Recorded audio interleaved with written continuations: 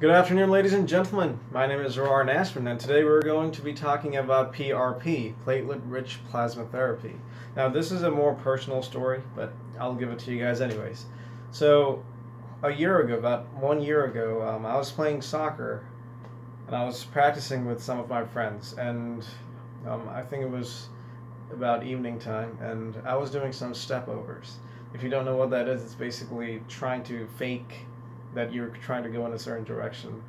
It's basically you're misleading your opponent into thinking that you're going in a certain direction, and but doing so requires you to bend your knee in certain ways which you're not necessarily always used to. And there are ways to perfect this, but I guess that day something happened, and while I was doing this, I took a step forward and my knee bent in a direction that it never did before. And then I wasn't gaining any strength for coming back again. So I tried doing it again, and then it bent so far that I actually fell. Like, if this is the normal trajectory of your knee, if it's supposed to go like this, my knee went like that. So it was it was very bad when it actually happened. I couldn't walk for about 3 or 4 days, and then it was initially I had no idea what was actually going on. I thought it could have been just a simple sprain because of the extent to which it actually moved, but because of the extent to which it actually moved, I was scared that I might have torn something. And as far as I remember, if you actually tear something, you always require surgery. As far as I remembered back then. Then I came back home, and then I went to the doctor a couple of times, and then they all told me that yeah, it's just a sprain, and to walk it off in like a week or something. And a week passed, and then I was still having trouble walking. Even standing up seemed to be a challenge.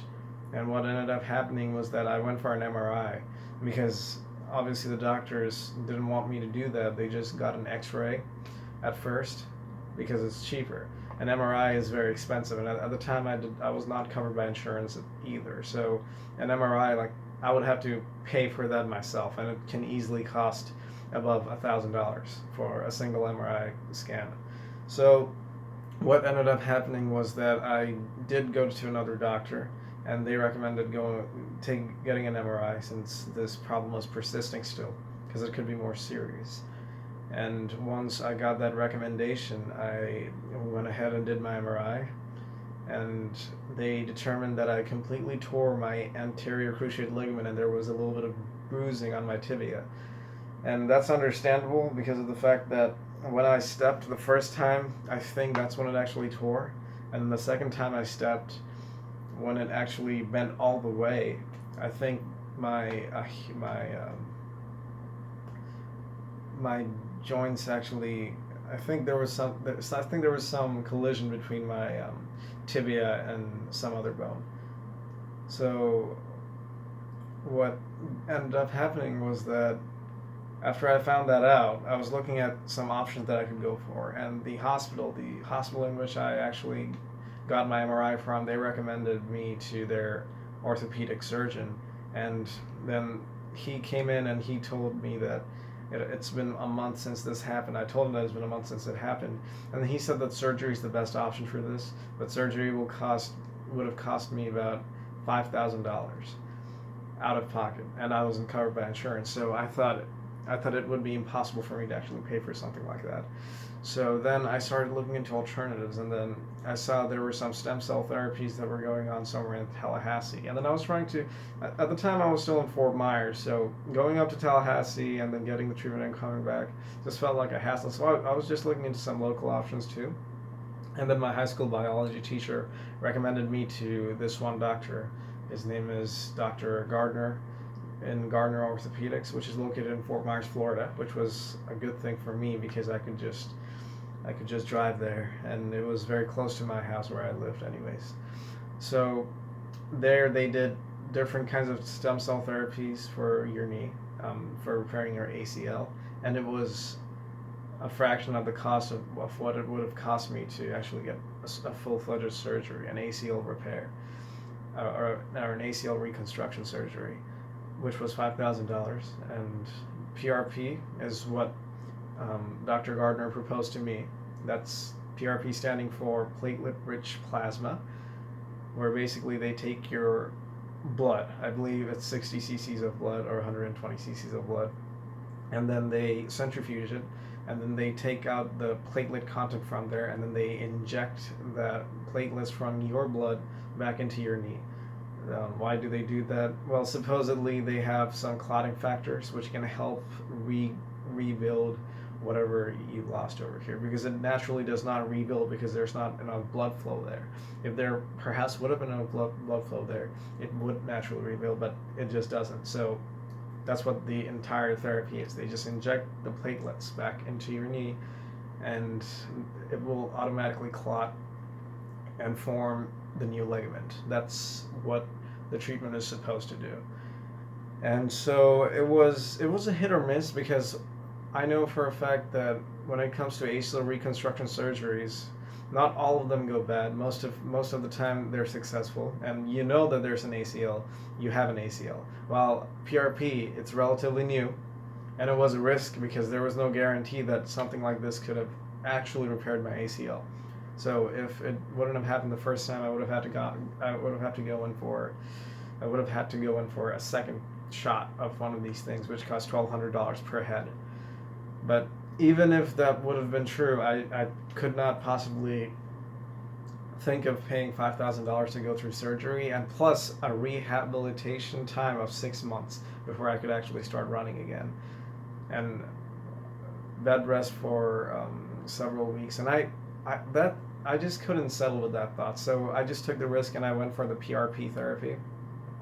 I didn't mind taking that risk, because even if I had to go in for a second shot of these PRP injections, I would only be spending half the amount of what I would be spending during surgery.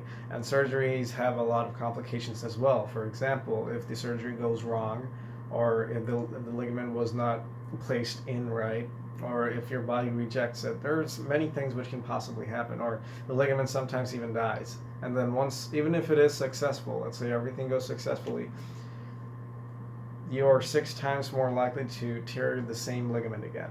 6 times more likely to tear your ligament. And I think that was crazy for me to think that something like that would have happened if I was to go in for the ACL reconstruction surgery.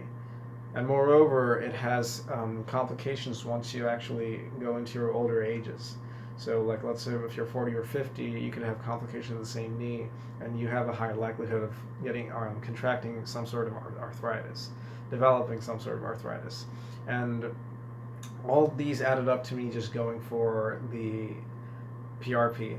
Now, when I was trying to actually research how this entire thing went, I couldn't really find many videos out there, and that's why I'm actually making this video today, so that if you have a similar injury, and if you're planning on going for PRP, this is exactly how mine went. And my recommendation is, of course, Dr. Gardner Orthopedics, located in Fort Myers, Florida.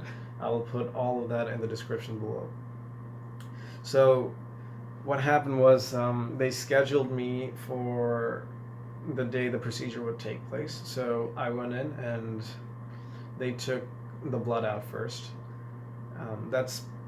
I would say that's the most painful part out of the entire procedure. It's just taking your blood out. However, even that wasn't painful, because it's just a needle, and it's fairly quick, and you don't really feel anything except for when the needle is going into you. That's the only time you'll actually feel anything, and even that is just like a bug bite. That's what it really feels like.